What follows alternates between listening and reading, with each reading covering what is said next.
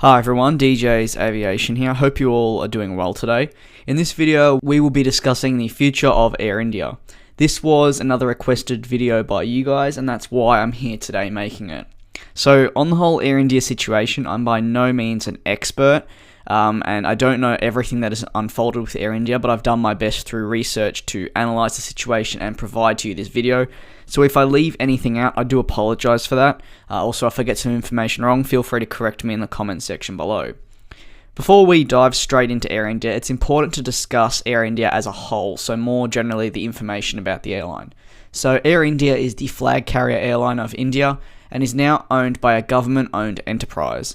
The airline was founded as Tata, I'm not sure how to pronounce that, as I've never actually seen it before, in October of 1932. After World War II, it became a public limited company and obtained a 707, and then the airline was renamed to Airindia as it's known as today. Obviously, a key reason I'm making this is purely down to the recent downfall, as you could say, of Airindia. While I'm not fully educated, as I mentioned earlier on the issue, I'm certainly going to try my best to talk about what went wrong with Airindia and what were some of the key factors in the losses for Airindia over the years. After we discuss that, I'll focus also more in on their apparent future. So a key part to the recent losses of Airindia began, in my eyes, in the 2000s. In 2007, Airindia and Indian Airlines were merged under Airindia Limited and then took delivery of its first Boeing 777 aircraft. Seemingly a good move for the airline, it quickly turned south. In that financial year, Airindia and Indian Airlines had combined losses of US $120 million. And after the merger was complete, these losses went up to US $1.1 billion by March of 2009.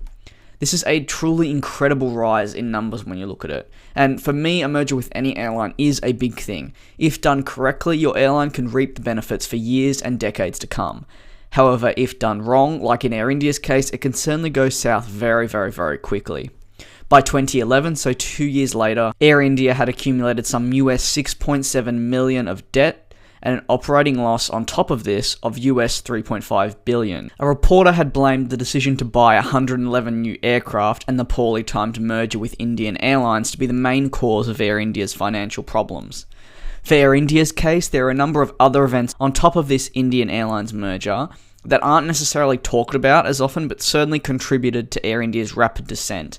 I won't go in depth with every single incident, rather give you a brief explanation of what it was.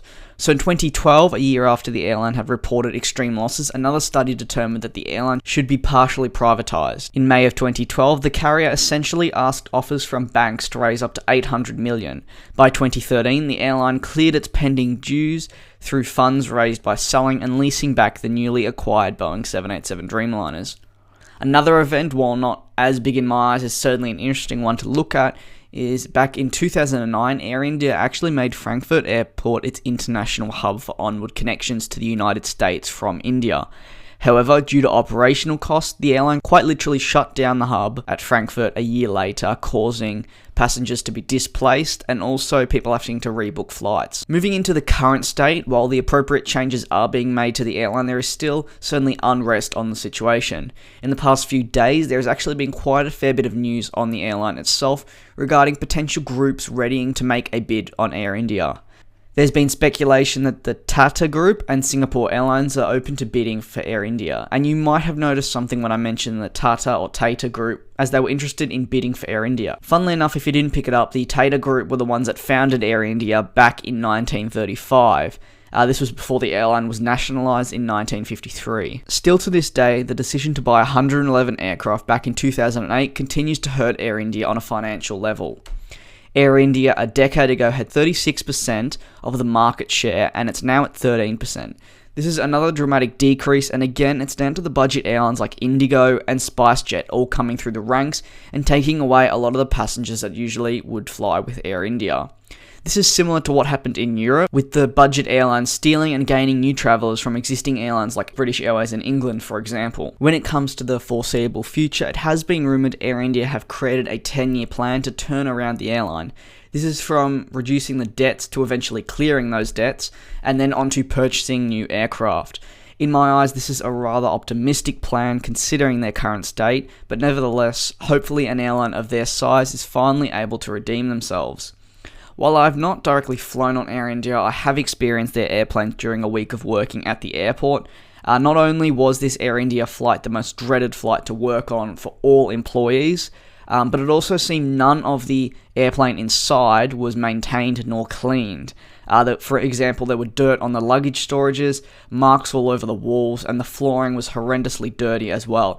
And even though this was around 2 years ago, I experienced this, it's something that's been imprinted in my mind for a long time, and probably will for the rest of my life, because I've never seen an airplane quite like that. And I just wanted to add, this was on the Boeing 787-8 aircraft, which is meant to be their flagship aircraft, the one that's maintained well, the one similar to Etihad Airways A380, the one that's like looked at, it's on all the posters, etc. But for it to be maintained that poorly was rather disappointing. And on top of that, the numerous bad reviews that have actually come out from passengers, travellers, critics, journalists that have flown on Airindia has certainly hit Airindia hardly and put a dent in the image of their brand. Feel free to let me know if you believe Airindia can turn around their fortunes, or will it take something like Singapore Airlines to come along and essentially dump all their money into the airline to lift it back to its previous glory.